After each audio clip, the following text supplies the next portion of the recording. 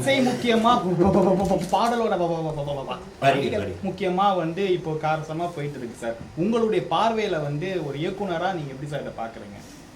Music முக்கியமா இல்லாட்டி இரண்டு பேரும் ஆளுமைகள் இதுல மோதிக்கிட்டு இருக்காங்க. ஒரு பாடல் யாருக்கு கல்வியா செல்வமா வீரமாங்கிற கதை மறுபடியும் சரஸ்வதி சௌரம் தான் எடுத்துருவாங்க.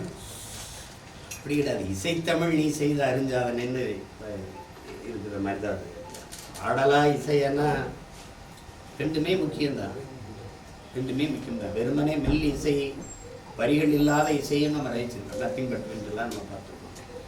இசை இல்லாத சந்த வரிகளை கவிதையாக படிக்கும்போதும் நம்ம ரசிக்கிறோம். அப்போ ரெண்டுமே ஒன்றே ஒன்று ஏன் பிரிக்கணும்? மொழி உடல்னா இசை வந்து உயிர்னு வச்சுக்கோங்க. அப்படி வச்சுக்கிறது ஒரு மூச்சுன்னு வச்சுக்கோங்க. போட்டு இதை பிரிச்சுக்கிட்டு இருக்கணும். இந்த அப்பங்கையர்கள் எந்த தகப்பங்களுக்குள்ளே இருக்கிற மோதல்ல பிள்ளைகளை கொண்டு இழுத்து விடக்கூடாது. இது தீர்க்கப்பட வேண்டிய பிரச்சனை. தீர்க்கப்பட வேண்டிய பிரச்சனை. அப்பா இளையராஜா கேட்கறதுல இருக்கிற நியாயத்தை புரியணும். முதல்ல ஒன்று, ஒரு படைப்பாளிங்கிறவருக்கு வந்து அவருக்கு படைப்பு வேலை அங்கீகாரம் வேணும். இப்போ என் தம்பி வந்து இந்த படத்தை தயாரிச்சிட்டாருன்னா இந்த படத்தில் இசையமைச்சது பாட்டு எல்லாத்துக்குமே பொறுப்பு அவரோட ஊதியம் வாங்கிட்டாங்க. அதனால அவருக்கு தான். ஆனால் இப்போ நாங்கள் ஒரு படத்தை வந்து தொலைக்காட்சி கொடுக்குறோன்னு வைங்களேன், ஒரு முறை ஒளிபரப்புறதுக்கு தான் எங்களுக்கு காசு கொடுக்குறாங்க. ஆனால் குறைஞ்சது இப்போ குறிப்பாக என் தம்பி படத்தை எடுத்துக்கிங்களேன், எவ்வளோ கொடுத்து வாங்கியிருப்பாங்க நீங்கள்? ஆனால் எத்தனை முறை ஒளிபரப்பப்பட்டிருக்குன்னு எனக்கு இல்லை.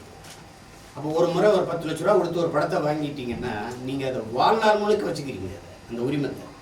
அப்போ அந்த ஒவ்வொரு முறையும் முன்னாடியெல்லாம் வானொலியில் ஒரு பாட்டு வந்துச்சுன்னா அந்த ஒரு தடவை ஒளிபரப்புனா அதுக்கான ஒரு ராயல்ட்டின்னு ஒன்று கொடுப்பாங்க.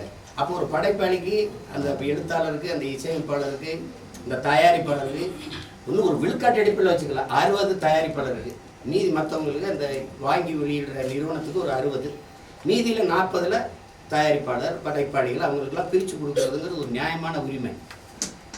அதை தான் அவர் கேட்குறாரு. அதை நம்ம புரிந்து கொள்கிற விதத்தில் எல்லாரும் தவறு பண்ணிட்டு, அப்பா இளையராஜா வந்து கவிஞர்களுக்கு கொடுக்காதீங்க, பாடகர்களுக்கு கொடுக்காதீங்கன்னு சொல்ல, எனக்கு அதில் உரிமை இருக்குது, எனக்கு உரியதை கொடுங்கன்னு கேட்குறாரு. அது அவர் சரிதானே.